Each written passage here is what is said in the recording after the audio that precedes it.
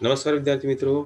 आजच्या या व्हिडिओमध्ये आपण महेश मूर्ती किंवा त्रिमूर्ती या भारतातील सर्वात प्रसिद्ध अशा शिल्पाबद्दल माहिती पाहणार आहोत.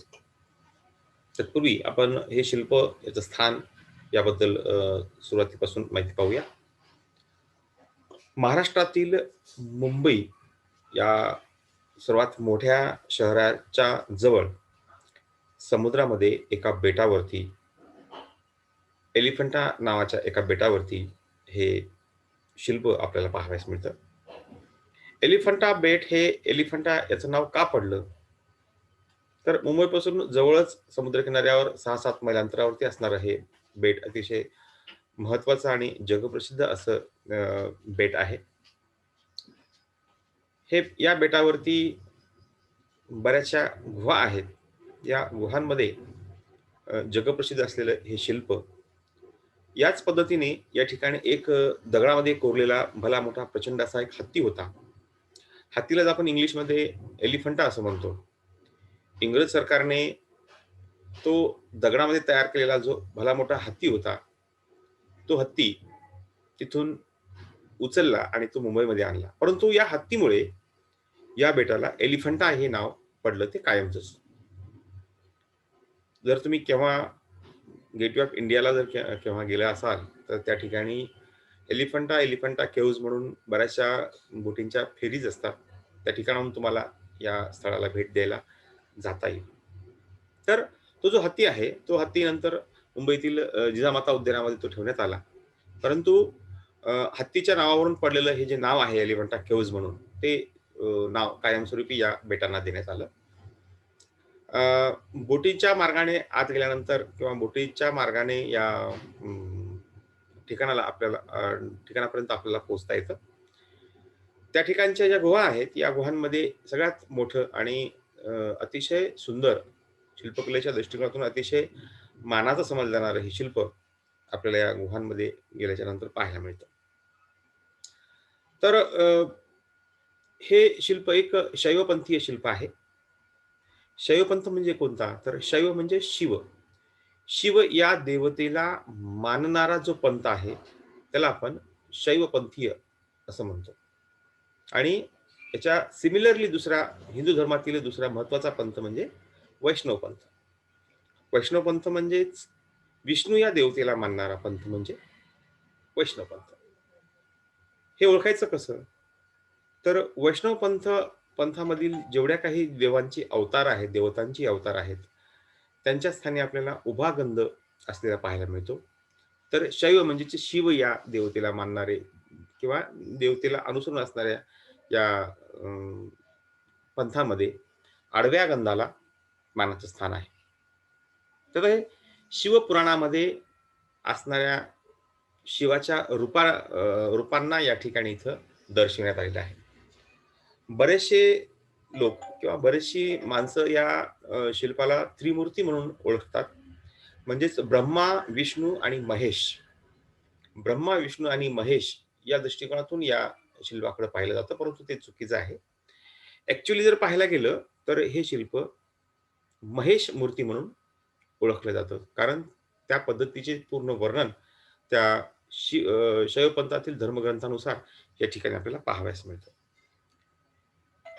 हे शिल्प भारतातील, आता हे शिल्प कोणत्या काळातलं आहे आणि याच्यातल्या महत्त्वाच्या गोष्टी कोणकोणत्या आहेत, त्या आपण स्टेप बाय स्टेप पाहूया.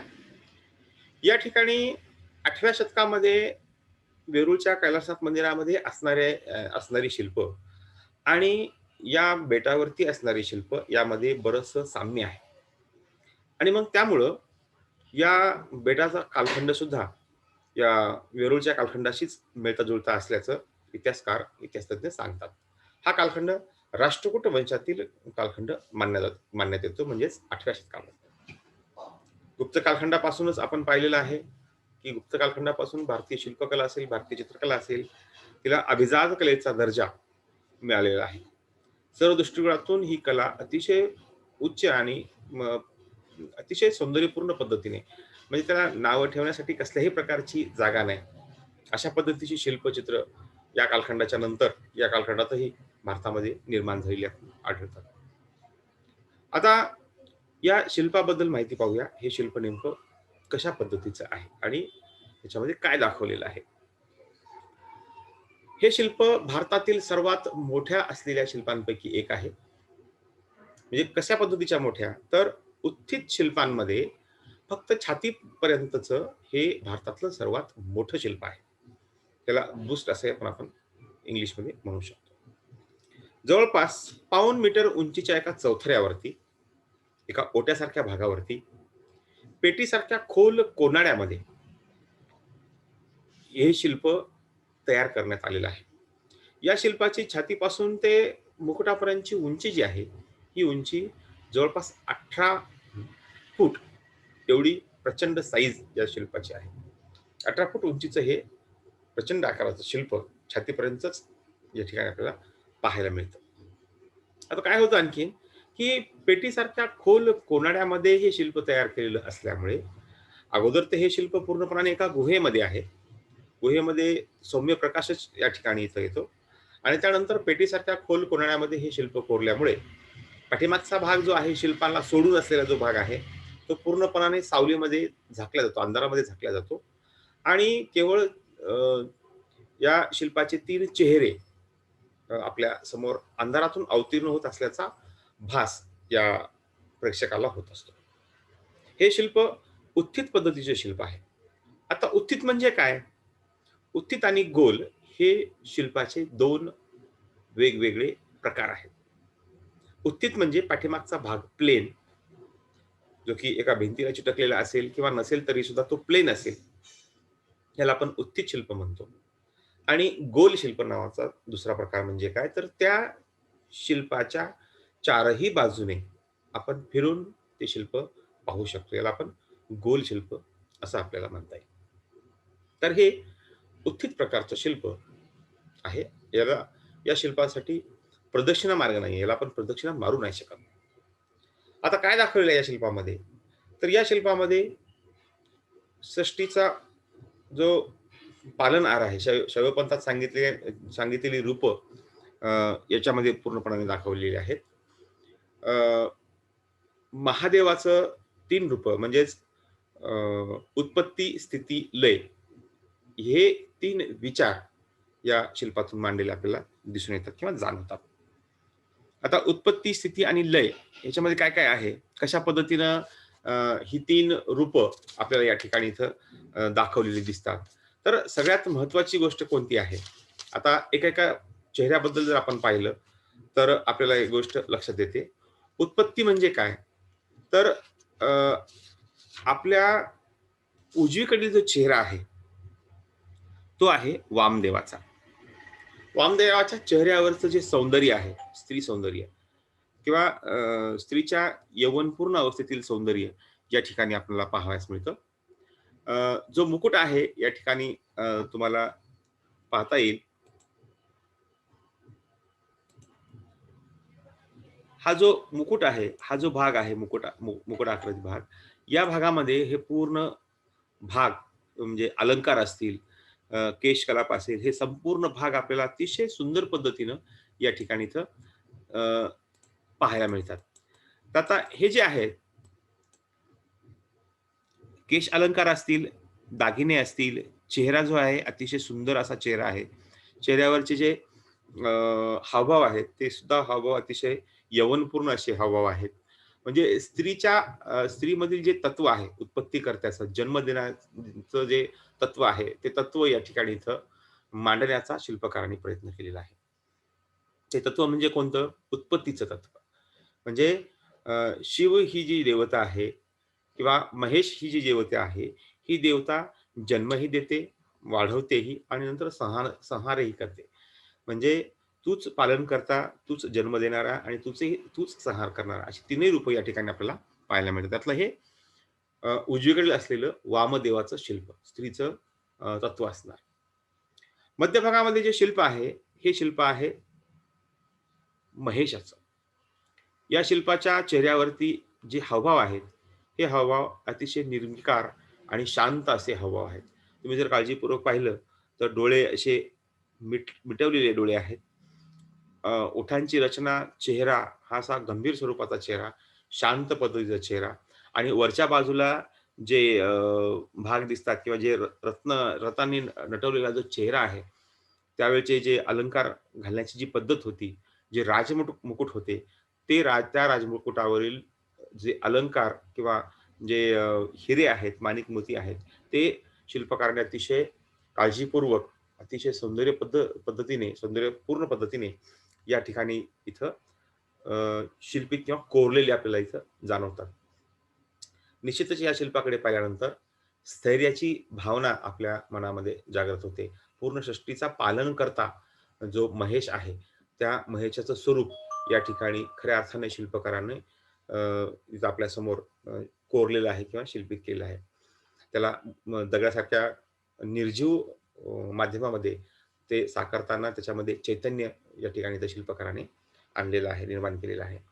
त्यानंतर तिसरा जो चेहरा आहे, तो तिसरा चेहरा म्हणजेच डावीकडील चेहरा, हा चेहरा अघोर भैरवाचा आहे. अघोर भैरव म्हणजेच या ठिकाणी अकराळ-विकराळ स्वरूप किंवा लय तत्व म्हणजे जेणेकरून अ, जन्म देणारा, पालन करणारा आणि लयास नेणारा किंवा मृत्यूच्या देवता म्हणजेच यमाची जी रचना आहे किंवा संपूर्ण तत्व या ठिकाणी इथे दिसतात. तर त्याच्या कामानुसारच संपूर्ण भाव किंवा हावभाव या ठिकाणी दिसतात. विस्फारलेले नेत्र, अतिशय मोठ्या आकाराचे या ठिकाणी इथे डोळे जे आहेत विस्फारलेले. त्यानंतर अ, ज्या केसांच्या जटा आहेत, या जटांमधून अकराळ-विकराळ अशा सापांचे वेटोळे या ठिकाणी इथे आपल्याला पूर्णपणे दिसून येतात. मिश्या ज्या आहेत, मिश्यासुद्धा अतिशय अ, जाड आणि क्रूरता दर्शविण्यासारख्या या ठिकाणी इथे मिश्या पण आहेत. आणि एकूणच पूर्णपणाने जर चेहऱ्याकडे पाहिलं तर भीतीदायक चेहरा या ठिकाणी इथं आपल्याला दिसून येतो. आता हे जे तत्व आहे किंवा हे जे वर्णन आहे, हे वर्णन पूर्णपणाने लय तत्वाशी साधर्म्य राखणारं असं हे तत्व आहे आपला असं म्हणायला आपल्याला हरकत नाही. अतिशय सुंदर पद्धतीनं हे शिल्पकाराने या ठिकाणी इथे तयार केलेलं आहे. सृष्टीचा निर्माणकर्ता वामदेव, सृष्टीला सृष्टीचा सांभाळ करणारा देवता म्हणजेच महेश आणि नाश करणारा देवता म्हणजे सुद्धा हा अघोर भैरव. या ठिकाणी उत्पत्ती, स्थिती आणि लय ही शिवाची तीनही कार्य या शिल्पाला अनुसरून या ठिकाणी इथं आपल्याला झालेली पाहायला मिळतात. आणखी एक महत्त्वाची गोष्ट म्हणजे हे जे शिल्प आहे, हे शिल्प महाराष्ट्र सरकारने महाराष्ट्र राज्य पर्यटन विकास महामंडळाचा लोगो म्हणून सुद्धा त्याला स्वीकारलेला आहे. बऱ्याचशा महाराष्ट्र पर्यटन महाविकास मंडळाच्या लेटर पॅडवरती किंवा ऑफिसेसवरती, कार्यालयावरती सुद्धा हे शिल्प मानानं झळकताना आपण पाहतो. भारतातील लक्षात घ्या, याच्यातल्या महत्त्वाच्या गोष्टी कोणकोणत्या आहेत? हे शिल्प राष्ट्रकूट मी पुन्हा एकदा रिपीट करतो थोडक्यामध्ये. हे शिल्प महाराष्ट्रातील सगळ्यात मोठं जे आर्थिक राजधानी महाराष्ट्राची जी आहे, म्हणजेच मुंबई. मुंबईपासून 6-7 मैल अंतरावर समुद्र एका समुद्रातील बेटावरती हे शिल्प पाहावयास मिळतं. त्या बेटाचं नाव एलिफंटा असं आहे. एलिफंटा म्हणजेच हत्ती. या ठिकाणी पूर्वीला एक पांढऱ्या दगडामध्ये तयार करण्यात आलेलं हत्तीचं शिल्प या ठिकाणी इथं होतं. आणि हे शिल्प नंतर तिथून हलवून मुंबईला आणण्यात आलं. परंतु या हत्तीच्या शिल्पावरून म्हणजेच एलिफंटा, हत्तीचं शिल्प म्हणजे एलिफंटा. या हत्तीच्या शिल्पावरूनच या बेटाला एलिफंटा असं नाव दिलं. ते कायमस्वरूपी या बेटाला चिकटलं. आता सगळ्यात महत्त्वाची गोष्ट आणखीन कोणती आहे, तर याच्यामध्ये जे शिल्प आहे, हे शिल्प या एलिफंटा नावाच्या बेटातील एका कातळामध्ये किंवा एका पाषाणामध्ये तयार करण्यात आलेल्या गुहेमध्ये हे शिल्प आपल्याला आजही पाहावयास मिळतं. हे शिल्प इसवी सनाच्या 8व्या शतकामधील असावे, असा तज्ञांचा अंदाज या ठिकाणी आहे. म्हणजेच राष्ट्रकूट वंशातील शिल्पकारांनी हे शिल्प तयार केलेलं असावं. या शिल्पामध्ये काय आहे सगळ्यात महत्त्वाची गोष्ट, या शिल्पामध्ये शैवपंथीय धर्मग्रंथांना अनुसरून याची निर्मिती करण्यात आलेली आहे. शैवपंथ म्हणजेच शिव या देवतेला मानणारा अतिशय महत्त्वाचा असा पंथ. भगवान शिवाची 3 रूपे या ठिकाणी दाखवलेली आहेत. परंतु काही लोकांच्या मते हे ब्रह्मा, विष्णू आणि महेश याचं हे शिल्प असावं, असं काही लोकांचा अंदाज आहे. परंतु तो अंदाज चुकीचा आहे. याला महेश मूर्तीच म्हणणे उचित ठरेल. कारण शैवपंथीय धर्मग्रंथांमधून सुद्धा अ, हा जो शिवाचं हे जे रूप आहेत किंवा शिवाच्या ह्या रूपाची वर्णनं शैवपंथीय धर्मग्रंथांमधून अ, आपल्याला वाचायला मिळतात. सृष्टीचा उत्पाता म्हणजे किंवा सृष्टीला निर्माण करणारा, सृष्टीचा विकास साधणारा आणि लयास नेणारा अशी तीनही स्वरूप, तीनही रूपे या ठिकाणी महादेवाची जी रूपे आहेत, ही तीनही रूपे या ठिकाणी आपल्याला पाहावयास मिळतात. पहा, या शिल्पाकडे पाहत असताना उजवीकडील शिल्प जे आहे, उजवीकडील चेहरा जो आहे तो वामदेवाचा. त्याच्या चेहऱ्यावरील हावभाव जे आहेत, ते अतिशय यवनपूर्ण असे हावभाव आहेत. केसांवरती असलेले अलंकार, राजमुकुट, गळ्यातील अलंकार हे संपूर्ण अतिशय यवनपूर्ण आणि अतिशय सौंदर्यपूर्ण पद्धतीने शिल्पकाराने या ठिकाणी इथं शिल्पित केलेले आहेत. अ, याच्या चेहऱ्यावरती स्त्रीतत्वाचे हावभाव या ठिकाणी इथे दिसून येतात. म्हणजेच उत्पत्तीकर्त्याचं जे तत्व आहे, स्त्रीतत्व जे आहे, हे स्त्रीतत्व या वामदेवाच्या चेहऱ्यावरती जो की शिल्पाच्या उजव्या बाजूला आपल्याला पाहायला मिळतो, त्या ठिकाणी ते आपल्याला पाहायला मिळतं. मधला जो चेहरा आहे, हा आहे महादेवाचा चेहरा. या महादेवाच्या चेहऱ्यावरती निर्विकार आणि शांत असे हावभाव आहेत. सृष्टीचा पालनकर्ता महेश याचं संपूर्ण रूप आपल्यासमोर या ठिकाणी इथं उभं राहतं. अ, अ, चेहऱ्यावरचे हावभाव आणि संपूर्ण शिल्प पाहिल्यानंतर सृष्टीच्या पालनकर्त्याची जी तत्व असायला हवी, ती तत्व या ठिकाणी या शिल्पाच्या मध्ये आपल्याला पाहायला मिळतं. आणि डावीकडील जे शिल्प आहे, ते आहे अघोर भैरवाचं. चेहरा अतिशय अकराळ-विक्राळ आहे. डोक्यातील केसांमध्ये सर्पाचे वेटोळे आपल्याला दिसून येतात. अकराळ-विक्राळ स्वरूप डोक्यावरील केसांमध्ये सर्पांचे वेटोळे आहेत. त्यानंतर जाडजूड अशा मिशा आहेत. डोळे जे आहेत, ते डोळे एकदम विस्फारलेले आहेत. अतिशय क्रोधित असा, उद्विग्न असा चेहरा या ठिकाणी इथे दिसतो. एखाद्या संहारकर्त्याचं तत्व या ठिकाणी या शिल्पाकडे पाहिल्यानंतर आपल्याला लक्षात येतं, जाणवतं. भारतातील सर्वात मोठं छातीपर्यंतचं असलेलं हे शिल्प जगप्रसिद्ध असं शिल्प आहे. या शिल्पाची उंची 18 फूट इतकी याची उंची आहे. वेगवेगळ्या कला महाविद्यालयातील विद्यार्थ्यांसाठी तसेच स्पर्धा परीक्षांच्या तयारी करणाऱ्या विद्यार्थ्यांसाठी ही माहिती निश्चितच उपयोगाची पडेल. या ठिकाणी इथेच थांबतो. धन्यवाद.